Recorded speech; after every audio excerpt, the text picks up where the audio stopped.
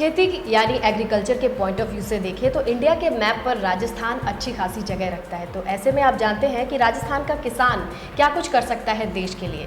तो इसी पर बातचीत के लिए हमारे साथ हैं किसान नेता धैर्यवर्धन सिंह। स्वागत है आपका हमारे स्टूडियो में। धन्यवाद। अभी कुछ दिनों से कर्ज माफ़ी का दौर चल रहा है, ऐसे में आप क्या कुछ सोचते हैं? अचानक से ऑल ऑफ अ सडन ये माफियों का सिलसिला। सबसे पहले तो मैं आपको धन्यवाद देना चाहता हूँ कि आपने मुझे बुलाया। इतनी बड़ी जो समस्या है राजस्थान ही नहीं पूरे हिंदुस्तान लेवल की, उस पर आपने मुझे बोलने का मौका दिया। मैं इस बात के लिए आपको धन्यवाद देता हूँ। और समस्या जो आप बोल रहे हैं कि कर्ज माफ़ी एक तरीके की बहुत बड़ी समस्या है।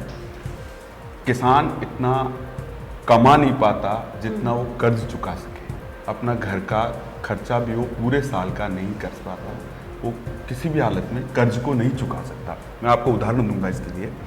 उदाहरण ये था कि पिछली साल हमने मैं व्यक्तिगत रूप से बताना चाहूँगा आपको, हमने पिछली बार मूंग पैदा किया हमारे खेतों में।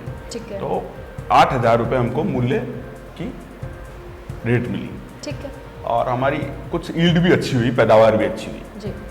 आज इस सरकार को ले लें, चाहे इसकी नीतियां ले लें, चाहे मुझे समझ में नहीं आ रहा है किस नीति से ये गवर्नमेंट काम कर रही है।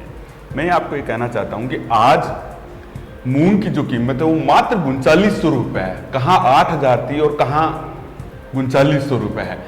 किसान का जो खर्चा होता है वो प्रति बीघा 3,000 रुपये के आसपास खर्चा हो जाता है। आप DAP ले लें, यूरिया ले लें, उसकी जैसे उसके कल्टीवेटर, उसकी बैच जोत जो भी होती है उसकी चर्चा करें तो 3,000 रुपये खर्चा हो जाता है।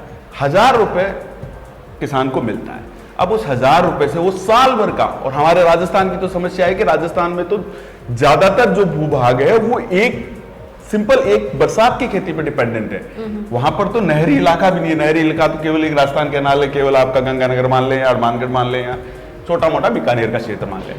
और जो राजस्थान का क्षेत्र है वो तो टोटल बिना बरसात की खेती पर डिपेंडेंट है। और एक उसको हम लोग मारवाड़ी में भाषा बोलते हैं एक साख्या गांव, एक साख के गांव हैं हम। एक साख से जीवन यापन करते हैं। हमारा किसान एक साख से जीवन यापन करता है। और आप देख लें एक साख में प्रति बीघा पे हमारे को 1,000 रुपये मिला है। अब किसी के 2 बीघा ही है, किसी के 4 बीघा है, किसी के 5 बीघा है, किसी के 10 बीघा। अनुपात अगर देखो तो यही है। तो उसको सालाना क्या मिला? 2,000, 3,000, 5,000।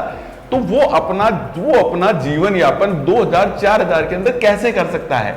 कैसे कर सकता है? मेरे हिसाब से ये कृषि का जो चर्चा चल रही है, ये हमारे अन्नदाता हैं। अगर इनको हम तवज्जो नहीं देंगे तो ये खेती करना छोड़ देंगे।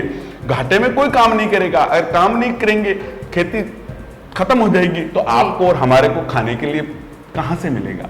तो ये मेरा एक सिस्टम है, एक चलाना बात बताना चाहता हूं मैं आपको कि कर्ज माफी हिंदुस्तान के सभी किसानों के लिए एक बड़ी समस्या है।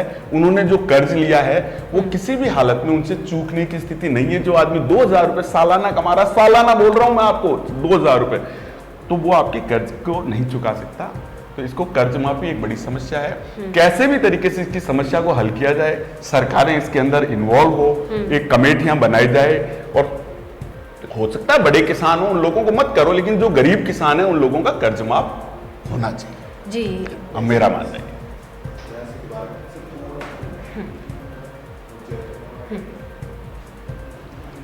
धैर्य जी, और आप पार्टी से भी जुड़ाव है किसानों का, क्या कुछ सिग्नल मिल रहे हैं आपको? बहुत अच्छे संकेत है, बहुत अच्छे संकेत है। मेरा आम आदमी से जुड़ने का एक यही सबसे बड़ा कारण रहा कि हमने बीजेपी कांग्रेस से भी काम किया, बीजेपी में काम किया, लेकिन वहां पर किसानों के प्रति ऐसा बहुत अच्छा वो लोग रुझान दिखा नहीं पा रहे। वो अच्छा रुझान दिखा नहीं पा रहे। वो ऐसा कोई किसानों के प्रति ऐसी कोई भी चर्चा उन लोगों ने नहीं की कि हमारे को कोई फायदा हो।